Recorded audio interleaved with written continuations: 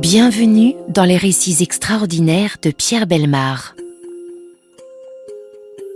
Un podcast issu des archives d'Europe 1. L'assassin, il est grand, brun. Ah, il est jeune, hein. Parlait pas beaucoup, mais il avait un accent. Oh, quel accent, ça je sais pas, moi. Américain ou allemand. Ah, peut-être bien allemand, hein. Oh, à moins que ce soit américain. Vous savez, moi, les étrangers... Oui, les étrangers, ils ne les distinguent pas les uns des autres. Cet homme qui répond aux policiers. Il en sert quelquefois dans ce petit restaurant d'Olivet près d'Orléans. Il les sert, mais il ne leur demande pas d'où vient leur accent. Et pour l'instant, c'est la seule piste des enquêteurs. Le corps a été découvert sur la Nationale 20, à 163 km de Paris. La victime, un certain Koufi, a été abattu en plein jour d'une balle dans la nuque. Il était chauffeur de grande remise et sa voiture, une Vivastella noire, est introuvable. Mais on sait déjà avec certitude que seul son prétendu client a pu le tuer. Ils ont déjeuné ensemble dans ce restaurant d'Olivet. On sait donc, par le serveur, à peu près, je dis bien à peu près, à quoi il ressemble. Et puis plus rien. Et cela émeut le public et affole les policiers. Nous sommes en 1937. 1937, l'année de l'exposition 1937, le Front populaire est presque mort, la gauche se désorganise. 1937, les fascistes se font efficaces et menaçants, l'Espagne est en plein drame, en Allemagne, le nazisme triomphe. C'est peut-être parce que nous sommes en 1937 que l'affaire en question, qui serait certainement restée la proie des journaux à faits divers en d'autres temps, c'est peut-être parce que nous sommes en 1937 que cette affaire va prendre tant d'ampleur. Car le moindre fait, en 1937, se colore de politique, à tel point qu'il est difficile de trouver un titre un peu neutre à l'histoire que voici. Pour ceux d'entre vous qui en ont vécu les péripéties au jour le jour, il suffira que je dise qu'elle s'est terminée à Versailles par la dernière exécution publique. Et aussitôt, un nom vous surgira à la mémoire, Weymann. Et c'est donc sous ce nom que nous retrouverons l'affaire dans les dossiers extraordinaires.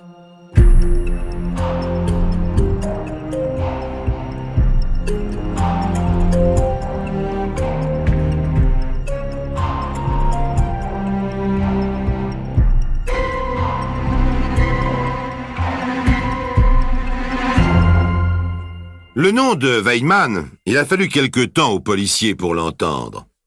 La série de crimes impunis de cette année 1937 était considérable. Mais la machine de la police semblait bloquée par un invisible grain de sable.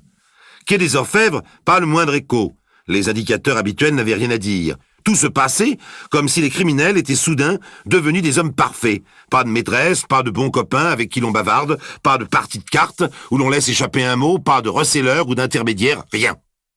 Le silence absolu. Angoissant, vraiment. Tant pour les familles des victimes que pour les enquêteurs et aussi pour le public, qui ne se sent pas protégé. Tenez, voulez-vous un exemple? Laetitia Toureau. À 18h27, à la station Porte de Charenton, une femme, Laetitia Toureau, monte dans un wagon de première classe vide. À la station suivante, on la retrouve avec un poignard dans le dos. Un fou? Un rôdeur? Une exécution? Voilà ce qui faisait peur en 1937. Tenez, autre exemple. Le 29 novembre, à Saint-Cloud, un agent immobilier est assassiné dans une villa par le client qui l'emmenait visiter les lieux. Une balle dans la nuque. Une balle dans la nuque.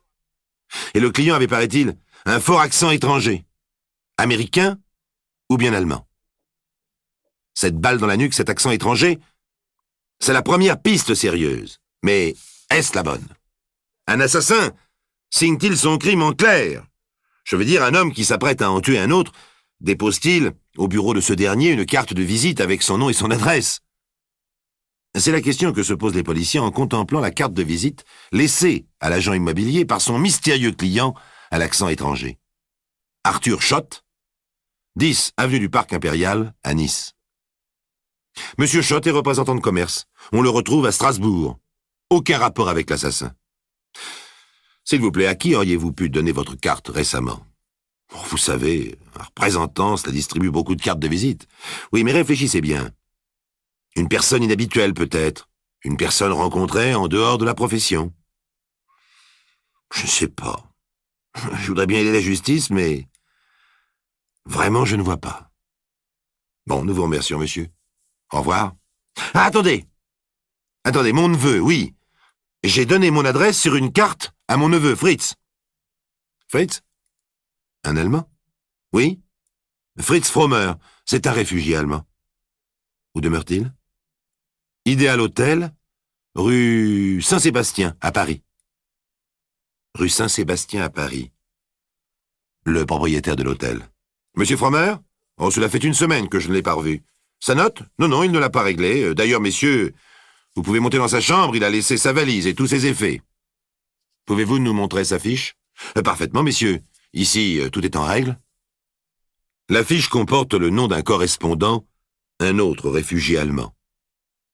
Monsieur Weber? Oui, c'est moi, que désirez-vous? Police. Nous recherchons un certain Fritz Frommer, dont l'oncle nous a donné l'adresse à Paris. Frommer a disparu et vous êtes son correspondant. Je suis également son oncle, messieurs. Je vous avoue que je m'inquiète aussi de ne pas avoir de ses nouvelles. Savez-vous s'il avait des amis à Paris? Très peu, mais il m'a dit récemment avoir rencontré ici un jeune compatriote. Ils se sont connus en prison, à Saarbrück. En prison?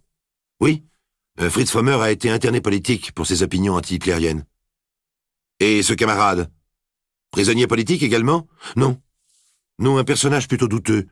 Il occupait le poste de bibliothécaire à la prison, mais c'était un délinquant notoire. Son nom? Sonnerbray. Mais il vit, je crois, sous le nom de Carrère, dans une villa. Une villa, attendez, dans les bois de Saint-Cloud. Un déclic. Un déclic dans la tête du commissaire, le bois de Saint-Cloud. Là où a été tué l'agent immobilier. L'indication est vague. Mais dans une agence de la salle Saint-Cloud. Carrère. Ah oui, l'allemand. Il a loué la Voulzy. La Voulzy? C'est le nom d'une villa, avenue Pigault-Lebrun. Quel genre de locataire? Oh, à moitié sérieux. Il a payé son terme d'octobre seulement le 29 novembre. Le 29 novembre. L'agent immobilier a été assassiné le 27. On lui a pris un peu d'argent qu'il avait sur lui. En route pour la salle Saint-Cloud, annonce le commissaire Primborgne. Et là...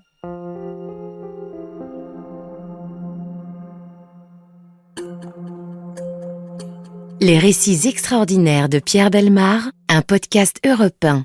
Donc le commissaire Primborgne arrête la voiture un peu plus loin que la villa La Voulzy, dans l'avenue Pigault-Lebrun. Le commissaire et 3 inspecteurs rôdent et observent la villa. Regardez, patron. Les volets sont fermés. Il ne doit pas être chez lui. Et là, derrière la haie, 2 bagnoles. Oui, celle du fond, c'est une Celta 4. L'agent immobilier avait une Celta 4. On tient le bon bout, les gars, mais pas d'imprudence. Faites une planque en père tranquille. Moi, je vais chercher des renforts à la mairie de Vaucresson. D'accord, patron, mais faites vite. Le commissaire parti, les policiers font quelques pas. Lorsque débouche d'une petite rue, un homme jeune et fort bien vêtu, jouant avec un chien. Il sourit et vient droit sur Poignant, l'un des inspecteurs. Vous cherchez quelque chose, messieurs? Oui. Connaîtriez-vous un certain monsieur Carrère? C'est moi, que désirez-vous? C'est pour... Voilà, nous sommes agents des contributions et nous aimerions vérifier un petit détail. Parfait, et si vous voulez bien me suivre... Un peu interloqués, les inspecteurs Bourquin et Poignant se ressaisissent et pénètrent dans la ville. « Voulez-vous, s'il vous plaît, me montrer vos cartes ?» demande poliment M. Carrère. « Volontiers, si vous-même aviez l'obligeance de nous faire voir vos papiers. »« Mais parfaitement. Tout ceci entre gens de bonne compagnie, chacun fouille dans ses poches, lorsque la main de Carrère jaillit. Un coup de feu, clac. Tiens, les voilà mes papiers. » Poignant touché s'est écroulé sur un divan. Bourquin bondit, ceinture Carrère, qui a le temps de tirer encore 2 fois à la hauteur du visage. Une balle traverse le chapeau de l'inspecteur, l'autre lui rafle le front. La lutte est dure, le client est sportif. Sur la table traîne un minuscule marteau de tapissier. Il en faut 3 coups au policier pour étourdir enfin Carrère. L'homme se réveille, la tête bandée, il grimace de douleur. « J'ai trop mal. Je veux dormir. » Ton nom? Allez, dis-nous ton nom. Je m'appelle Eugène Weidmann. C'est lui. Lui dont on verra les photos et le nom sur 5 colonnes pendant des semaines. Mais il a sombré à nouveau dans le sommeil et ce n'est que le lendemain que commencera l'abominable confession. Il parle, lentement. Moitié français, moitié allemand, il est poli, assez beau garçon. Mais il a des mains gigantesques. Et derrière les cils noirs, les yeux sont d'une fixité qui étonnera tous les interlocuteurs. Il va avouer ses forfaits dans le désordre, à bâton rompu, au hasard de la conversation. Le Zobre, ah oui, il s'appelait Raymond Le Zobre, l'agent immobilier. Je lui ai pris 5000 francs pour payer mon loyer en retard. Et la voiture aussi, la Celta 4. Et l'autre voiture? La Viva Stella? Ah ben c'est à Koufi. J'ai tué Koufi pendant qu'il vérifiait l'huile du moteur. Tu lui as pris de l'argent? 2500 francs. Et puis? Eh bien, Roger Leblond, 1 mois plus tard. Roger Leblond avait été engagé comme secrétaire général de la Gaîté Montparnasse par Georgius, qui dirigeait l'établissement. Il était très jeune, désireux de réussir. À peine revenu du service militaire, il avait fait passer des annonces dans la presse pour trouver des associés dans une agence théâtrale. On avait retrouvé son corps le dimanche 17 octobre, rue Victor-Noir à Neuilly, dans un somptueux cabriolet vert olive. Il était nu, enveloppé dans un vieux rideau et une toile à matelas. Leblond, alors c'est toi aussi. Vous voulez la preuve? Les bretelles que je porte, ce sont les siennes. Une balle dans la nuque, pendant qu'il attendait les contrats signés. De l'argent cette fois encore? 5000 francs. Oh, c'est vite parti. Alors Fromer est venu me voir. Et c'est parce que Fritz Fromer avait été en prison avec toi? Parce qu'il connaissait ton passé que... Pas du tout. Il est venu, et il m'a montré tout fier l'argent gagné dans la journée. Alors je l'ai tué. Il est enterré dans la cave de la Voulzy. Pour combien l'as-tu tué? 300 francs. Le téléphone. Le quai des Orfèvres pour le commissaire Poinborgne. Je prends. Allô? Poinborgne? Dis donc, je viens de ressortir un dossier. Tu te souviens de la jeune danseuse américaine qui a été kidnappée, à ce qu'on pense? Miss de Coven, oui, Jane de Coven. Sa tante a déclaré que ce garçon qu'elle avait rencontré dans les salons de l'hôtel Ambassadeur parlait avec un fort accent germano-américain. Est-ce votre gars, par hasard? Compris. Weidmann. Jane de Coven. Ça te dit quelque chose? Donnez-moi un papier et un crayon. Un papier et un crayon? Oui. Inspecteur, faites le nécessaire. 5 mots. 5 mots s'alignent sur la feuille, d'une écriture incertaine. J'ai tué Jane de Coven. La balle dans la nuque, elle aussi? Non. Non, je lui avais dit que mon père possédait en Suisse un gros laboratoire de produits pharmaceutiques. Elle est venue à un rendez-vous à Saint-Cloud. Elle fumait une blonde et buvait un verre de lait. Je me suis dit que ce n'était pas la peine de sortir le revolver. Elle était assise et elle riait. Je voyais sa nuque. Je l'ai serrée d'une main. De l'autre, j'ai enfoncé un bâillon dans sa bouche et je l'ai étranglée avec une serviette. Elle a été la première. Vous la trouverez sous le perron de la villa. On la trouve, encore habillée, gantée. On trouve aussi, sous une commode, une mallette de métal. Il y a dedans les objets pris aux morts. Tiens, voici des vêtements de femme, une blouse blanche, des papiers au nom de Janine Keller. Janine Keller, Weidmann. Oui. J'ai tué Janine aussi. Elle demandait une place de gouvernante dans une annonce. Elle habitait Strasbourg. Mais j'ai une révélation à faire. Appelez le juge. On appelle le juge. Je n'ai pas agi tout seul. Il y avait quelqu'un avec moi. Surprise. Quelqu'un? Oui. Roger Million. On s'est connus en prison à Francfort. On est allé chercher Madame Keller à la gare de l'Est. Elle était censée aller travailler chez des riches sud-américains dans la région de Vichy. Le lendemain, on l'a prise à son hôtel pour la conduire à Vichy, soi-disant. Million conduisait la Viva Stella de Koufi, que j'avais tuée sur la Nationale 20. On est allé visiter la forêt de Fontainebleau. Vous souvenez-vous, chers amis qui lisiez les journaux à cette époque, vous souvenez-vous de la caverne aux brigands? C'est dans cet endroit au nom prédestiné, dans la forêt de Fontainebleau, que Weinmann et Million exécutent la jeune femme. Au départ, je voulais seulement voler les économies de Mme Keller. Mais Million, il voulait savoir comment j'avais tué Koufi. Alors pour lui montrer, je l'ai envoyé chercher la lampe électrique dans la voiture. Il est revenu. Janine déchiffrait les graffitis sur les parois de la grotte. J'ai éclairé sa nuque et j'ai tiré. Alors il m'a dit, j'ai compris, le prochain c'est pour moi. Ils ont enterré Janine Keller, la trop confiante gouvernante, à même le sol sablonneux de la caverne. Le prochain c'est pour moi, avait dit Million. Le suivant ce fut le blond, vous savez, l'impresario. Alors Weinmann avait donc menti dans un premier temps. Million se défend comme un beau diable. La presse et l'opinion se posent des questions. Qui est vraiment Weinmann? Quelle est sa part exacte dans tous les crimes qu'il a avancés?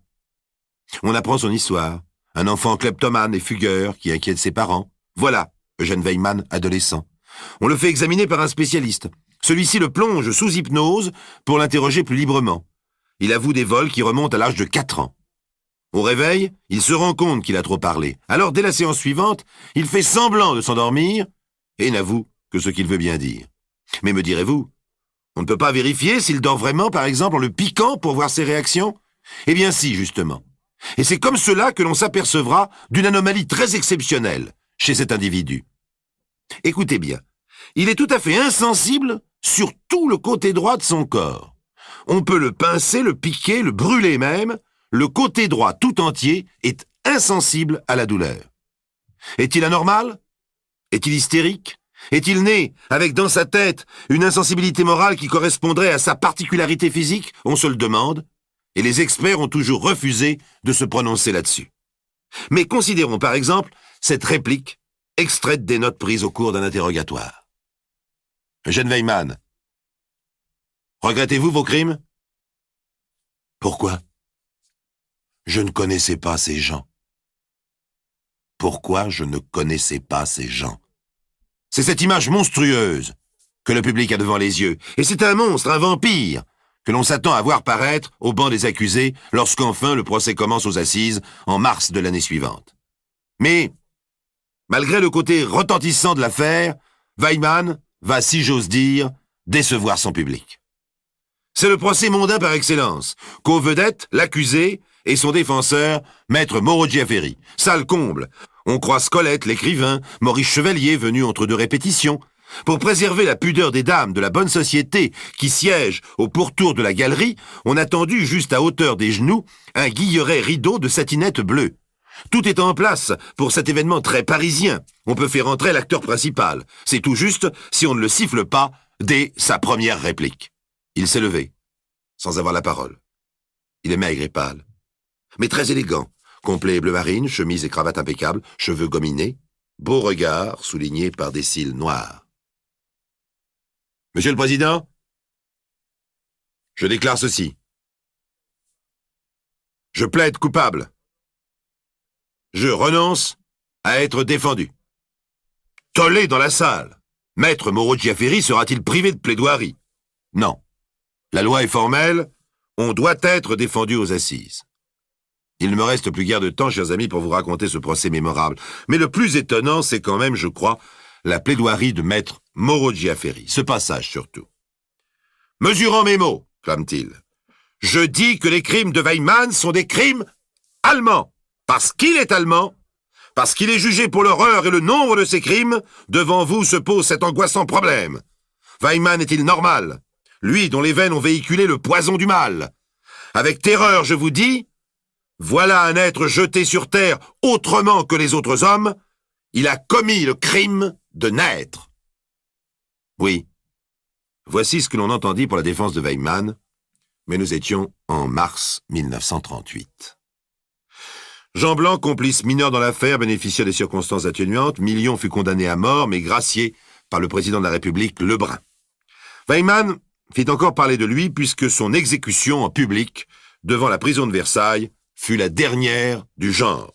En effet, on vit tant de dames, très bien, venir tremper leurs mouchoirs dans le sang du supplicié. On vit tant de scènes scandaleuses derrière les fenêtres alentour louées à prix d'or que désormais les exécutions publiques furent interdites. Mais surtout, on reste confondu. Confondu par le repentir profond, religieux, le repentir indéniable, qui ne peut pas être attribué à la comédie que manifeste Weyman au cours du procès et de son incarcération. Ce n'est plus le même homme que le bourreau Desfourreaux et ses aides conduisirent vers les bois de justice à 4 heures du matin le 16 juin 1939. Et lorsque tombe le couperet, Maître Moreau de Giaferi peut déclarer, sans être taxé de chercher un effet, « Il a vécu comme un monstre, il est mort comme un saint. » Mais nous étions en 1939.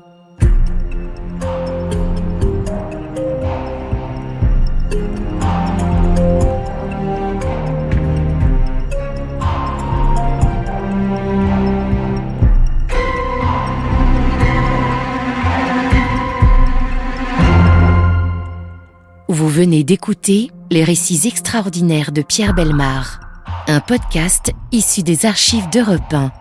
Réalisation et composition musicale, Julien Tarot. Production, Estelle Lafont. Patrimoine sonore, Sylvaine Denis, Laetitia Casanova, Antoine Reclus. Remerciements à Roselyne Bellemare. Les récits extraordinaires sont disponibles sur le site et l'appli Europe 1. Écoutez aussi le prochain épisode en vous abonnant gratuitement sur votre plateforme d'écoute préférée.